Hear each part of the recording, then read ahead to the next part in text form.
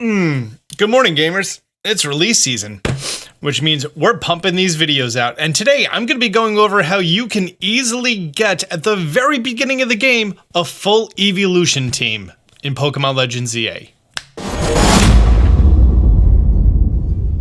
I made this video for PLA just because the Eeveelutions got a lot of famedom right there, and then this year was the year of Eevee, or that was some of the promotion that was done in the Pokemon World Championship, and I realize I'm wearing one of the shirts right now. I wanted to go over, you can do it in this game, it's just a lot more subtle. I already put out my video on how shiny Pokemon are caught in this game, and in that I go over how Pokemon spawn in the game. You can go ahead and get yourself a whole bunch of Eevees at one of the wild zones very late in the game, and they're there very readily. If you're going to shiny hunt for Eevees, I would highly recommend waiting for that mid-game point that wild area with the Eevee opens up.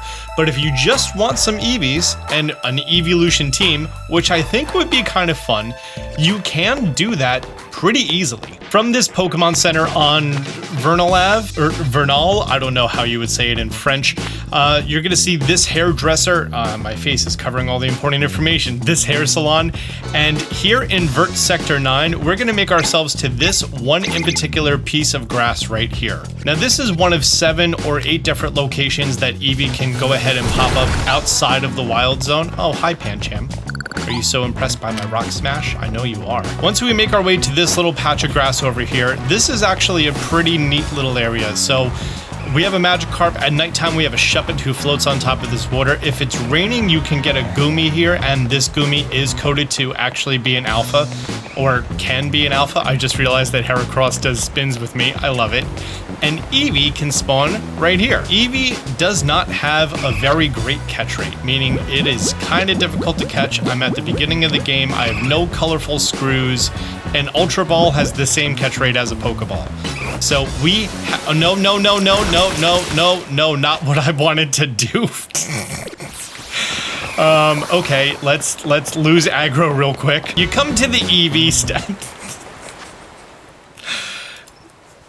Step 1, you come to the Eevee, you put down a hard save. Step 2, don't accidentally attack it. Now that we have this hard save down, we're a little bit safer and we can think about how we want to go about catching it at the beginning of the game. I want to give a status condition that will not do damage to it. And pretty much my only option is going to be this Mareep over here with Thunder Wave. Oh, you teleported and recovered all your health. That's cool. So if a Pokemon has the unconscious condition, it is one of its easiest points for it to be caught, but I do want to try to catch it before that point. You typically have 1, 2, sometimes 3 opportunities to catch a Pokemon. Oh god. So a Great Ball gives me a 2/4 chance. We did not catch it. Try again. We did catch it. Fantastic. Number 100 in the dex. If I didn't catch it, it probably would have done a non-catchable aggro. It has those little anime upset icons around it, and you cannot throw Pokeballs. I mean, you could throw Pokeballs, they just don't make contact. Ball guy picks it up, don't worry. And then your only option is to either wait 30 seconds for that condition to cool down, which if it's a rare Pokemon or a shiny, I highly recommend doing that. Or your other option is get it to be on the unconscious condition, actually bring its health all the way down. And as long as no other Pokemon are targeting you, you can then put down another hard save. We actually went ahead and caught this Eevee, so now we need it to respawn.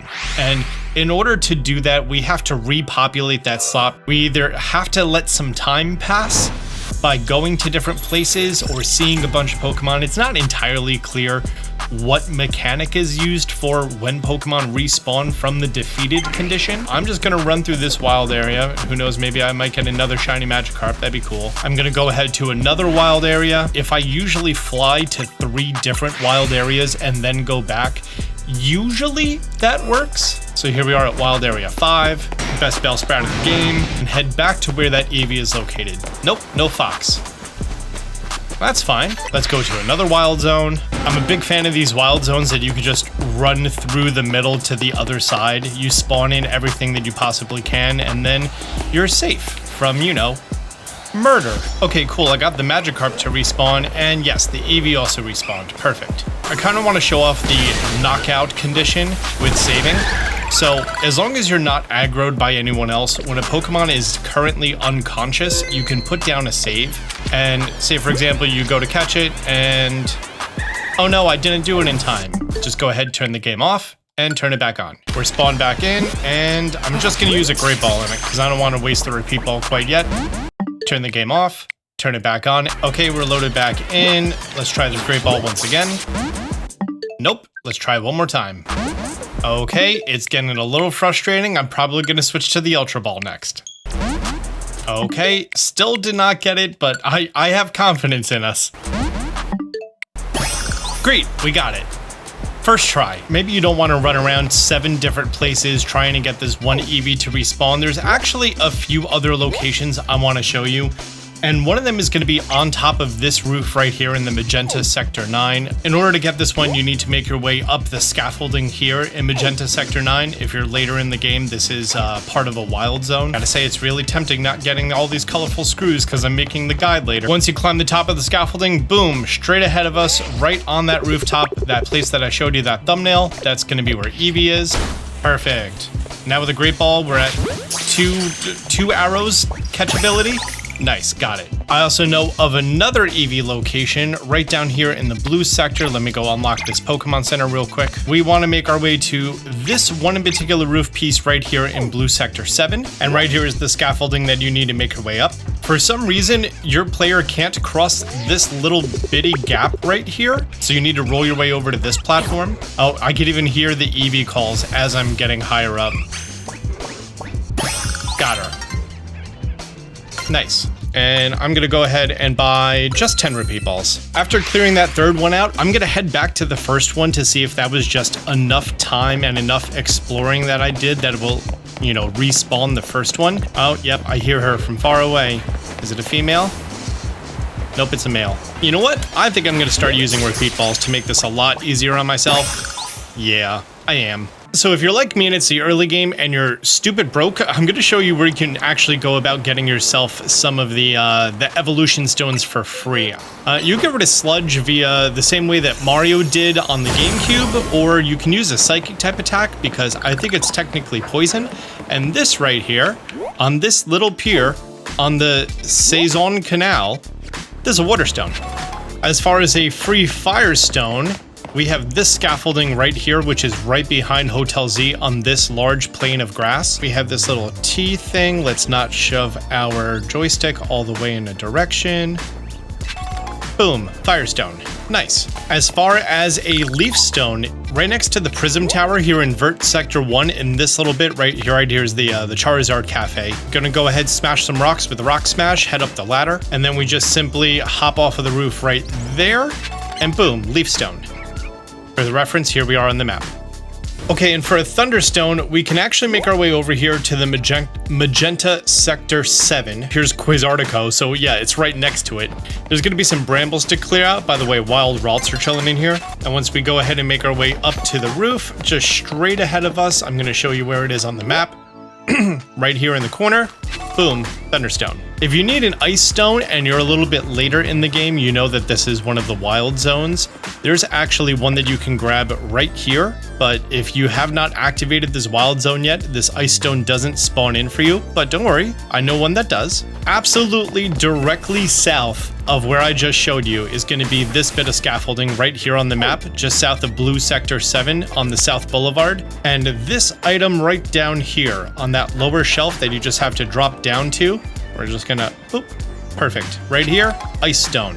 Great. I think one of the nicest changes about the UI of this game is that you can just completely empty your party. You can't leave the screen this way, but you can actually just, you know, have an empty party, and then that makes organizing your Pokemon so much easier. Big fan of it. In addition to, like, you know, you get to select multiple and it remembers the order in which you selected them.